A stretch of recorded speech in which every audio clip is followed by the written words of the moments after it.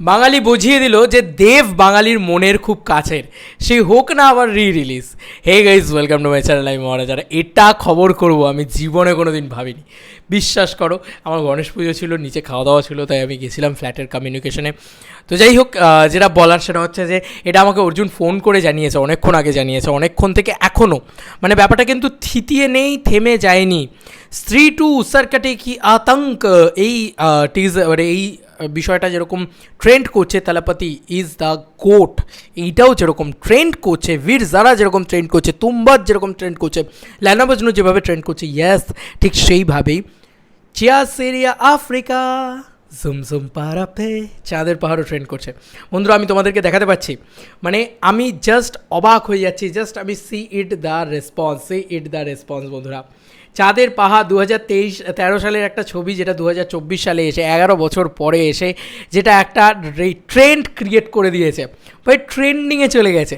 It is দেবদা ভাই, এটা মানতেই হবে যে দেব তু হি হ্যাঁ চ্যাম্প, আর কিছু বলবো না। মানে যারা এটা দেখো, এটা এক একজনের এক এক রকম ইন্টারপ্রিটেশন হতে পারে, এক একজন এক এক রকমভাবে সেই বিষয়টাকে দেখে, বাট নস্টালজিক ভ্যালু না চাঁদের পাহাড়ের সাথে ভীষণভাবে ওয়ার্ক করছে। চাঁদের পাহাড় কত ভালো সিনেমা আমি জানি না, আমি বলতে পারবো না, আমি কোনো বড় ক্রিটিক নয়। তবে আমি এইটা বলতে পারি যে চাঁদের পাহাড় আমার কাছে একটা প্রচণ্ড ইমোশনাল ফিল্ম, প্রচণ্ড নস্টালজিক ফিল্ম। কারণ এই ছবিটা দিয়ে আমি দেবদার প্রথম সিনেমা যেটা হলে গিয়ে দেখিয়েছি, আমার পেরেন্টস মানে আমার পরিবার, তারা আমাকে প্রথম এই ছবিটা দিয়ে হলে যেতে সাহায্য করেছে। দেবদার কোনো সিনেমা তার আগে তারা আমাকে হলে যেতে দেয়নি, দেখতে দেয়নি, তারা নিজেরা হাত ধরে আমাকে নিয়ে গিয়েছিল। আমার এতটাই অল্প বয়স তখন। তো বুঝতে পারছো যে কেন এটার সাথে ছোটোবেলাটা জড়িয়ে আছে, কেন এটার সাথে নস্টালজিয়াটা জড়িয়ে আছে। চাঁদের পাহাড় যখনই টেলিভিশন বা যেখানে দেখানো হোক, প্রত্যেকটা বাচ্চা, প্রত্যেকটা মা বাবা, প্রত্যেকটা মানুষ একবার করে বসে যায়, একবার করে দেখে নেয়। তো কাল্ট স্টেটাস তো আছে ভাই এই সিনেমাটার সাথে। বললাম না, এসবিএফ তো অত কাঁচা নয়, এসবিএফ তো অত বোকা না, দেবদাও তো নয়।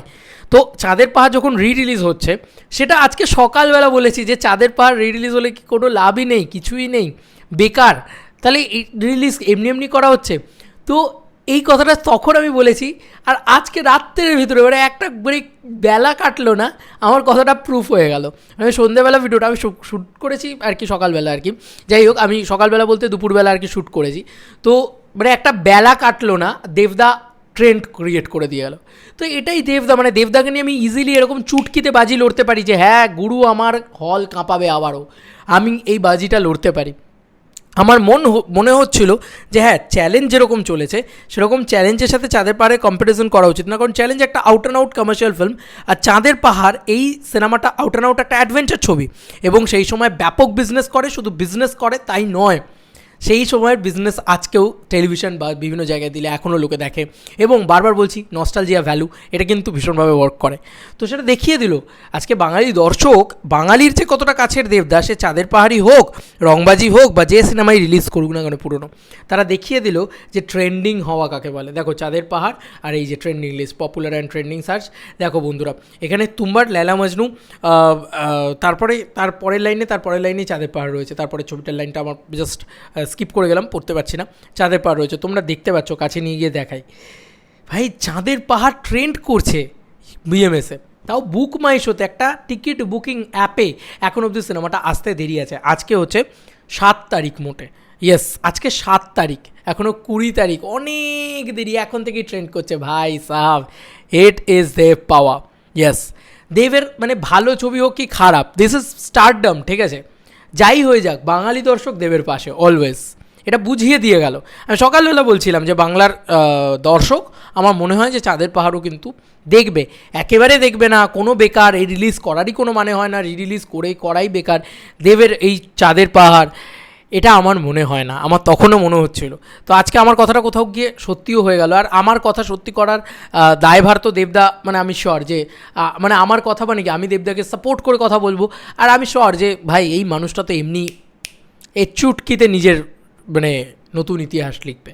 আজ অবধি এরকম কি হয়েছে কোনো দিন বুকমাই শোতে বাংলা ছবির ইতিহাসে, যে একটা পুরনো বাংলা ছবি, তাও 11 বছরের পুরনো, সেই ছবিটা ট্রেন্ডিংয়ে এসছে, তাও নতুন ছবি, হিন্দি ছবির সাথে, বেঙ্গল বক্স অফিসে, বিএমএসে? আই ডোন্ট নো, তোমরা জানিও। দেবের নামে যে কেউ বাজি লড়তে পারে ভাই। যারা মানে চাঁদের পাহাড় রিলিজ করলে যে কি হবে সেটা এখন থেকেই ট্রেন্ডিং দিয়ে বুঝিয়ে দিয়ে গেছে।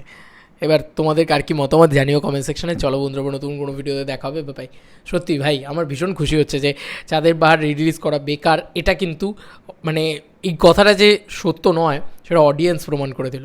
আবারও বলছি, জনতা জনার্দন, মানে জনতাই সব। ভাই